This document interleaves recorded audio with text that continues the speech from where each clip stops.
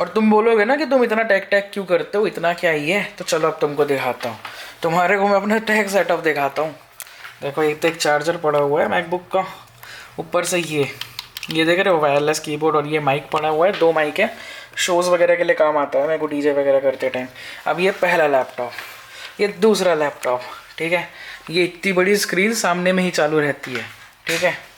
फिर ये अपने फेवरेट हनुमान जी, ये अपना तीसरा टैग प्रोडक्ट, ये अपना चौथा ट्रैक प्रोडक्ट, ये अपना पांचवा, ये डेस्कटॉप देख रहे हो तुम, ये रखा हुआ है।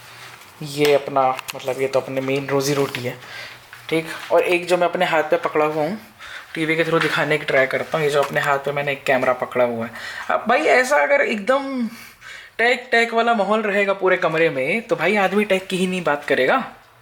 तो देखो गाइस, ये सारी बातें स्टार्ट हुई थी अराउंड 2006 में, बट मतलब मैकबुक वगैरह की कहानी जितनी भी आई है वो सब स्टार्ट हुई है 2006 में।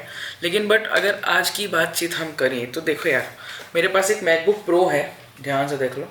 ये है i5 4GB रैम, हाँ ये 2GB या 4GB में आता था, और ये 2011 की यूनिट है, मतलब 2011 में। ये मेरी नहीं है, मैंने किसी से बोरो की हुई है कुछ टाइम के लिए।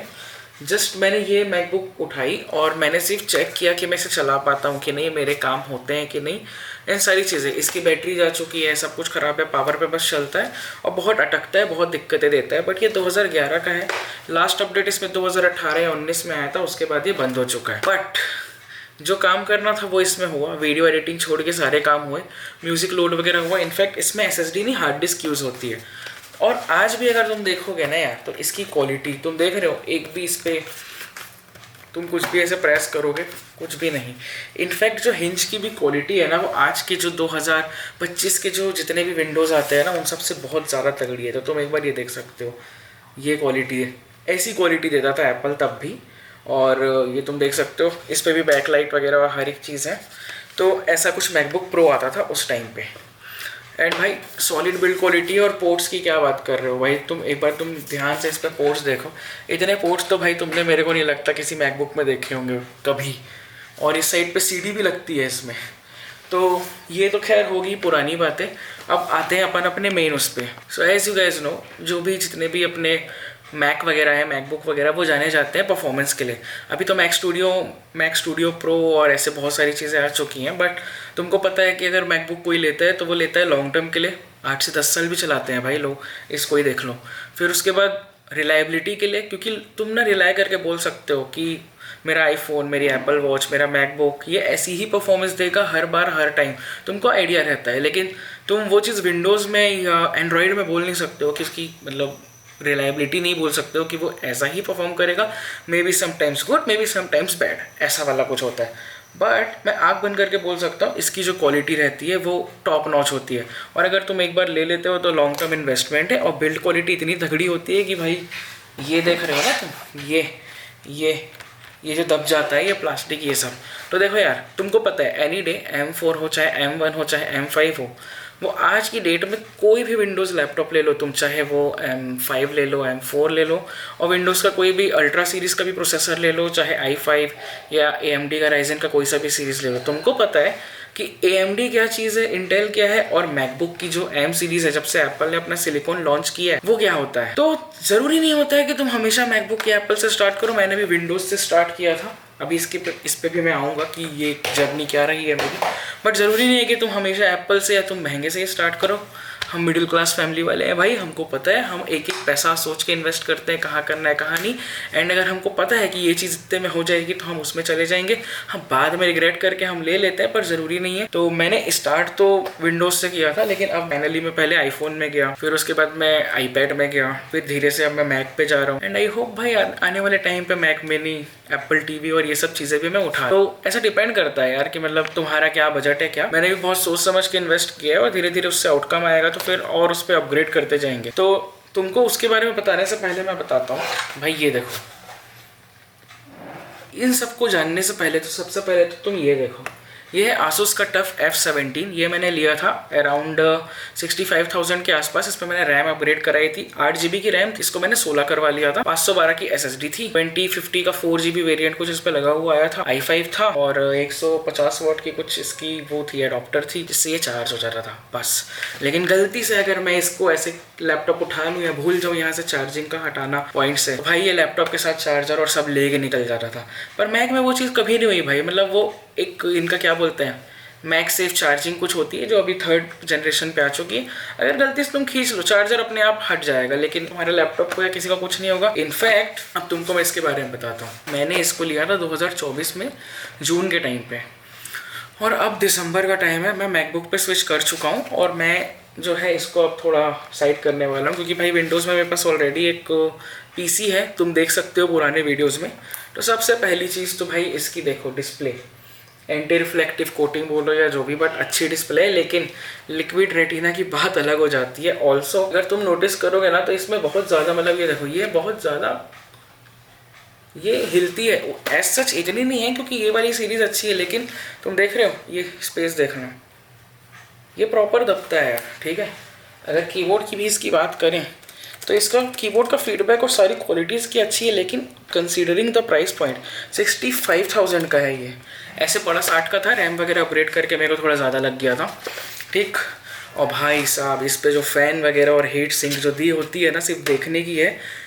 मतलब मैक का पंखा नहीं चलता है ना तो भी वो चलता है। अब तुम ये मत सोचना है biased video, no doubt price point पे ये सारी चीज़ जस्टिफाइड है, लेकिन अभी कुछ र्यूमर्स और लीक है 50-60 हज़ार में मैकबुक की मिनी वेरिएंट्स भी आने वाले हैं इस साल या अगले साल मार्च तक, जब M5 और M5 Pro वगैरह मैक्स लॉन्च होगा। तो भाई तुम खुद बताओ, अगर 50-60 में तुमको मैक मिल रहा है, वो भी 512 GB लिक्विड रेटिना डिस्प्ले के साथ, तो क्या तुम विंडोज़ लोगे बताओ। और तुमको जैसा कि पता है उस पर मैं एक लॉन्ग वीडियो और बनाने वाला हूँ AI के ऊपर। तो तुमको पता होगा कि अभी AI इस्टेब्लिशमेंट अगर हो गया जो 1 से 2 साल में होना है, तो ये सब वैल्यू कुछ भी नहीं होल्ड करेगी। क्यों? क्योंकि ये सब AI के लिए बने ही नहीं है। ये AI तो भाई ये इनको पता नहीं AI क्या होता है, तो तुमको पता है। और M5 स्पेशली AI के लिए ही लॉन्च हुआ है। इस पे आते हैं, तो इसको मैं बाय इसलिए बोल रहा हूँ क्योंकि अब देखो मेरे को वीडियो एडिटिंग करनी होती है ना, अगर मैं अपने फ़ोन में कुछ एडिट करता हूँ तो मेरे को फ़ोन में ही, मतलब शूट करता हूँ तो फ़ोन में ही एडिट करना पड़ता है। तो अगर तुमको पता होगा कि भाई अगर इस पर कोई वीडियो एडिट करनी है तो इससे वो फाइल इसमें डालने में और पेन ड्राइव सब में क्वालिटी गिराने के बाद में वो मेरे को फाइल मिलती है, और इतनी अच्छी उसकी रेजोल्यूशन है, कोई भी चीज़ नहीं रह जाती। लेकिन अगर मैकबुक है उसमें मैं डायरेक्टली अपनी वीडियोस एडिट कर सकता हूँ, बस एयर ड्रॉप करना है और कोई दिक्कत नहीं, फटाफट होता है और क्वालिटी नहीं गिरती है, सबसे मेन चीज़। दूसरी चीज़ ये है कि अगर कैमरे की भी फाइल करनी होगी ना तो यार ये परफॉर्म तो अच्छा करता है, कोई इशू नहीं है। लेकिन यार you know the performance, M5 क्या है, इंटेल i5 क्या है, और फिर इससे ज़्यादा तुमको बोलने की शायद नीड नहीं है। एप्पल सिलिकॉन है। मैं बार बार तारीफ इसलिए भी कर रहा हूँ क्योंकि मैंने खरीद लिया है यार, तो आई नो दैट फीलिंग। मेरा पहला मैकबुक है यार, तो वो तो है। और जो परफॉर्मेंस है उससे मैं स्टन्ड हूँ भाई। मतलब जो परफॉर्मेंस वो निकाल के मेरे को दे रहे हैं ना, मुझे नहीं पता था कि मतलब ये एप्पल की परफॉर्मेंस है। हाँ, इसमें जो गेमिंग हो सकती है वो गेमिंग मैं बोलता हूँ 2050 छोड़ो, अगर तुम 3050 या 5070 वाला भी पीसी लेते हो, उसके जो बेंचमार्क्स आएंगे, उसकी जो चीज़ें आएंगी ना, मैकबुक उसके आसपास भी नहीं आएगा। मतलब मैकबुक बहुत मिनिमम, और वो भी डायरेक्टली नहीं, नेटिव सपोर्ट तो है नहीं मैकबुक में। क्रॉसओवर के थ्रू तुमको थोड़ी बहुत गेमिंग करा देगा, बट अगर तुम ये सोच रहे हो बहुत बढ़िया गेमिंग करनी है तो भाई विंडोज़ का लैपटॉप या डेस्कटॉप ही है फिर, क्योंकि RTX या NVIDIA को नहीं टक्कर दे सकता भाई। स्ट्रिक्ट गेमिंग करनी है, एकदम 200-300 FPS निकाल देना है ना, तो वहाँ मैकबुक प्रो भी नहीं चलेगा तुम्हारा। तुम जाओ विंडोज़ के लैपटॉप या फिर PC को बनवाओ, और उसके अलावा कुछ भी नहीं। और ये जो देख रहे हो हीट सिंक कैसे फी फू फू फुई करके जो इतनी हवाएं निकालता है ना, ये कुछ नहीं, गर्म होता है, बहुत ज़्यादा हीट करता है। अब मेन रीज़न शिफ्ट करने का, उस पर आते हैं। देखो यार, 2 सबसे मेजर रीजंस है। सबसे पहली चीज़ तो ये है यार, देखो इसके साथ ना एक इशू ये है कि ये ना मतलब चार्ज पे ही चलता है। क्योंकि देखो तुमको अगर पता होगा U series, H series, HX series और S सीरीज ऐसे करके बहुत सारी सीरीज आती है प्रोसेसर में। ये जो है ना ये HS सीरीज का HS मतलब बहुत ज़्यादा पावर देती है, लेकिन उतना ही पावर सप्लाई चाहिए। तो अगर इसको मैं केबल लगा के यूज़ करता हूँ ना तो ये स्पोर्ट्स या रेसिंग मोड में जाता है, हटाता हूँ तो नॉर्मल मोड में, फिर लगाता हूँ कभी टर्बो मोड में। बट मैकबुक जैसा मैं उसको चलाना चाहूँ वो वैसे ही चलेगा, चाहे उसको मैं पावर दूं चाहे मैं ना। ऑल्सो वो क्योंकि उनका हार्डवेयर और सॉफ्टवेयर इतना ज़्यादा एक दूसरे के साथ कंपैटिबल है कि वो इसलिए होता है। दूसरी चीज़, विंडोज़ लैपटॉप में अगर तुम इसको ओपन कर दोगे और फिर उसके बाद तुम इसको बंद कर दोगे ठीक, फिर ओपन करोगे या स्लीप मोड में डाल के फिर ऑन करोगे, शट डाउन नहीं करोगे। ये बॉटल नेक 100% करेगा, चाहे आधे घंटे बाद करो चाहे 1 घंटे बाद करो, पर अगर तुम इसके साथ ऐसा करते हो तो ये तुम्हारा बॉटल नेक करना स्टार्ट कर देगा। पता नहीं क्यों पर विंडोज़ का ये इशू है, अगर तुम स्लीप मोड से उसको करोगे, उठाओगे तो लाइक वो यार मैं सो रहा था यार, मेरे को क्यों उठा दिया तू, मैं नहीं कर रहा, चिड़चिड़ टाइप का बिहेव करेगा ये, ऐसा कुछ इसका इशू है। विंडोज़ के साथ ये सबसे बड़ा इशू है। एंड मैक के साथ ऐसा है ना यार, बंद कर दो चालू कर लो, मेरे को लगता है लोग तो शायद शट डाउन भी नहीं करते हैं मैक को। और मैक के साथ ऐसा है ना कि वो बैटरी इतनी मस्त चलाता है, मैंने बंद किया 2 दिन बाद चालू किया 90 थी बैटरी, 88 ही होगी ज्यादा से ज्यादा, उससे कम नहीं। बट अगर इसके साथ मैंने वो वाला कांड कर दिया, बैटरी अगर मान के चलो 90 है वो सीधा 50 में आ जाती है 2 घंटे के अंदर। तो एक रीजन तो ये कि पूरे टाइम चार्जर लेके घूमना वो पॉसिबल नहीं है। दूसरी चीज, ये चीज इतनी भारी है ना कि भाई इसको पूरे टाइम उठा के तुम नहीं जा सकते। मतलब तुम हर जगह ट्रैवल करोगे, कुछ करोगे, तुमको लगेगा अरे यार इसको मतलब मैं ऐसे कैसे यहाँ पे लेके जाऊँ। ऑन दी अदर हैंड जो मैक होता है वो मैकबुक, देखो मैकबुक एयर तो लाइट है, ठीक है, जो प्रो होता है ना वो बहुत हैवी होता है, और वो भी थोड़ा सा मतलब यार कैमरा एक तो फोकस ना बहुत लूज करता है, पता नहीं क्यों इतनी अच्छी तो लाइटिंग दी है मैंने। तो यार देखो मैकबुक एयर तो पतला है, उसको तुम कन्वीनियंट है कहीं भी ले जाओ, सब करो, ठीक ठाक परफॉर्मेंस है उसकी भी, मतलब बहुत अच्छी है, मतलब तुम जितनी भी यूज करना चाहोगे वो बहुत अच्छी परफॉर्मेंस दे दे। लेकिन एक समस्या बताऊँ क्या होती है कि जब तुम मैकबुक प्रो लेते हो तुमको लगता है भारी होगा, बड़ा मैकबुक है और वो भी तो वो हाँ वो भारी है, सब कुछ है, पर भारी होने के बाद भी वो इतना कॉम्पैक्ट है और इतना ईजी टू कैरी है ना यार, ऊपर से 24 घंटे की बैटरी लाइफ अगर ये मिल जा रही है तो और कुछ नहीं। तो ये 2 मेजर रीजंस थे। देखो कैमरा A6700 फोकस नहीं कर रहा यार, तो यही कन्वीनियंस है। और क्या होता है ना, एंड्रॉइड से शूट करो ना तो विंडोज़ में वो बहुत अच्छा चल जाता है, बट अगर तुम एप्पल से शूट कर रहे हो तो वो विंडोज़ में या तो क्वालिटी गिरा देगा या तो तुम्हारी कुछ चीज़ें कॉम्प्रोमाइज़ हो जाएगी। तो अगर उसके लिए भी करना है वीडियो एडिटिंग एंड प्रॉपर सब, तो मैक, हाँ अब जैसे मैं सोनी के कैमरे से शूट कर रहा हूँ तो ये कंपैटिबल है, इस पर जो भी फाइल वगैरह बनती है वो मैं इसके SD कार्ड के थ्रू या फिर इस पर जो ये वाला सोनी का खुद का मेमोरी कार्ड एक लगा हुआ होगा उससे भी ये कर लेता है, तो ऐसी कोई इशू नहीं आती है। देखो यही 2 रीजंस थे मेन, तो बैटरी के लिए, दूसरा इजी टू कैरी वाला जो भी कन्वीनियंस रहता है कहीं भी लेके चले जाओ। और मेरे को पहले ऐसा भी लगा कि मेरे को वो ले लेना चाहिए एक iPad Pro वगैरह, बट फिर समझ आया नहीं यार, एक iPad लो फिर उस मतलब एप्पल खुद कंफ्यूज करता है यार, तुम iPad Pro लोगे फिर उसके अंदर तुम कीबोर्ड लगाओगे, फिर तुमको एक पेंसिल भी चाहिए होगी, तो वो घुमा फिरा के 1.5-2 लाख पहुंच जाता है। तो उससे बेटर है भाई एक मैकबुक लो, खुश रहोगे। और टच स्क्रीन की वैसे भी नीड नहीं है क्योंकि उसका ट्रैक पैड बहुत ज़्यादा अच्छा होता है। ये सारी चीज़ें होने के बाद में बस, और फिर पावर परफॉर्मेंस और वीडियो एडिटिंग, हाँ गेमिंग करनी है स्ट्रिक्टली मेरे पास पीसी है इसलिए मैं मैक पे गया हूँ, बट क्योंकि तुमको डीजे करना है, म्यूजिक प्रोडक्शन करना है, उस हिसाब से अगर देखा जाए तो वो चीज़ बहुत ज़्यादा वैल्यू फॉर मनी है। और 2011 का मैकबुक प्रो आज भी जब देखता हूँ ना तो भाई वो जो स्ट्रॉन्ग बिल्ड क्वालिटी और वो चीज़ें जब फील होती है ना तो ऐसा लगता है भाई यार मैक ही ले लेना चाहिए। और मैं तुमको फोर्स नहीं कर रहा हूँ, सिर्फ एक रिव्यू वीडियो है, ठीक है। तो चलो वापस से अब आते हैं मैक की तरफ, बहुत ज़्यादा ज्ञान की बातें हो गई। ऑल्सो अगर बात करें अपन लोग एडवांटेज एंड डिसएडवांटेज या ड्रॉबैक्स की, तो देखो यार विंडोज़ में ना एक चीज़ बहुत अच्छी होती है, अपग्रेडेबिलिटी। अब एप्पल में ऐसा है यार कि अगर तुमने एक बार कोई सा रैम चूज कर लिया, एक बार तुमने चूज कर लिया कितना स्टोरेज है, तो चलो SSD तो तुम यूज कर लोगे लेकिन तुम रैम अपग्रेड नहीं कर सकते, एक बार हो गया तो हो गया। उसके बाद में अगर तुम चाहते हो कभी उस पर कुछ और कस्टमाइज करना या बहुत थर्ड पार्टी साइड लोडिंग और ये सब, तो वो भी होती है लेकिन थोड़ा चोचला होता है उसमें। पर विंडोज़ में ऐसा रैम बढ़ जाएगी भाई साहब, स्टोरेज बढ़ाना है बढ़ जाएगा, 2 TB 3 TB जितना चाहिए। और बहुत ज़्यादा इसके अंदर भी तुम मॉडिफिकेशन कर सकते हो। और अगर डेस्कटॉप तुम लेते हो तो डेस्कटॉप पर तो तुमको अगर आइडिया होगा, प्रोसेसर बदल लो, मदरबोर्ड बदल लो, 2 RTX 5090 लगा लो, भाई किसने रोका है। लेकिन मैकबुक में तुम ये सब मॉडिफिकेशन नहीं कर सकते, वो एक बार फिक्स है, इतना आया है इतने में खुश रहे भैया। और अगर नहीं हो पा रहे हो तो फिर अपग्रेड कर लो, नया ले लो, लेकिन मतलब तुम छेड़ नहीं सकते। दूसरी चीज़ होती है नेटिव सपोर्ट। अब क्या है, विंडोज़ के लिए ना इतने मस्त मस्त गेम्स, इतने बढ़िया एप्लीकेशंस बनते हैं ना जो डायरेक्टली बहुत अच्छे उसके साथ कंपैटिबल होते हैं और चल जाते हैं। पर मैक में या एप्पल स्टोर में अगर तुमको पता होगा कि थोड़ी सी इशू हो जाती है कि ये ऐप कंपैटिबल नहीं है, क्रॉसओवर के थ्रू चलेगा, नेटिव सपोर्ट अभी तक आया नहीं है। तो गेम के लिए और उसके लिए भी लोग करते हैं, पर हैंडल कर लेता है ठीक ठाक। पर प्रोडक्टिविटी चाहिए तो लोग मैक लेते हैं क्योंकि ये सब में तुम्हारा काम हो जाएगा, बट उस पर नहीं। तो ये दूसरा रीज़न हो गया भाई, मतलब मैक और इसका डिफरेंस। तो एडवांटेज डिसएडवांटेज की बात करें तो तीसरे में अपन आते हैं मैकबुक की बिल्ड क्वालिटी। भाई जो बिल्ड क्वालिटी है वो लास्ट करती है करीब करीब, तुम चलाते रहो। 2011 का मैक पड़ा हुआ है, आज भी उसको कुछ नहीं हुआ है, मतलब ऐसे अगर तुम वेयर एंड टेयर की बात करोगे, बट सिंपल सी बात है यार, मतलब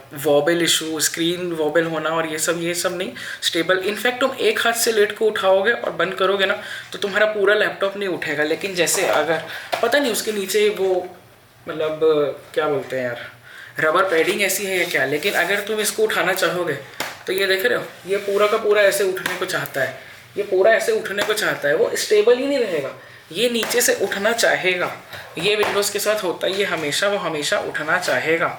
लेकिन बात करें मैकबुक की तो भाई ये देखो, तुम्हारे सामने मैं 2011 का मैक खोल रहा हूँ, इसी चीज़ के पैसे हैं। ये जैसे खुल रहा है, ये जैसे खुल रहा है, ये उठना ही नहीं चाह रहे थे। कोई स्पीड में भी उठा रहा हूँ, नहीं उठना चाह रहा। तो हिंज इतनी अच्छी है कि क्या करोगे। ऑल्सो ये जो बिल्ड क्वालिटी, अब मैं इसको कितना भी हिला लूँ पूरा लैपटॉप हिल गया लेकिन कुछ भी नहीं हो रहा है। मतलब भाई वॉबल इशू या कुछ कीबोर्ड फ्लैक्स ये सब होना ही नहीं है। बट अगर इसकी बात करें तो इसमें बिल्ड क्वालिटी तो अच्छी दी गई है, नो डाउट। लेकिन ये देख रहे हो, ये पूरी स्क्रीन हिल गई, कीबोर्ड हिला तक नहीं, पूरा बॉडी हिल गया इसका। ये हो गया इसका तीसरा इशू। तो ये भी कुछ समस्याएं आती है तुमको। और अब एक सबसे बड़ा एडवांटेज डिसएडवांटेज बात करें प्राइसिंग, तो यार प्राइजेज में अपना जो विंडोज़ का लैपटॉप है वो सस्ते में बहुत सारी चीज़ें दे देता है। मैकबुक भी महंगा है लेकिन अगर तुम लॉन्ग टर्म में सोच के चलोगे तो सस्ता है। जैसे कि मैकबुक तुम लेते हो 2 लाख से 3 लाख की अगर एक, या तुम एयर भी लेते हो 1.5 लाख की, वो 8 साल चलेगा। विंडोज़ का तुम लोगे वो तुम्हारा 2 से 3 साल चलेगा, फिर वो अपग्रेड मांगेगा या कुछ चीज़ें आएंगी। तो अंतर समझ के होगे तुम।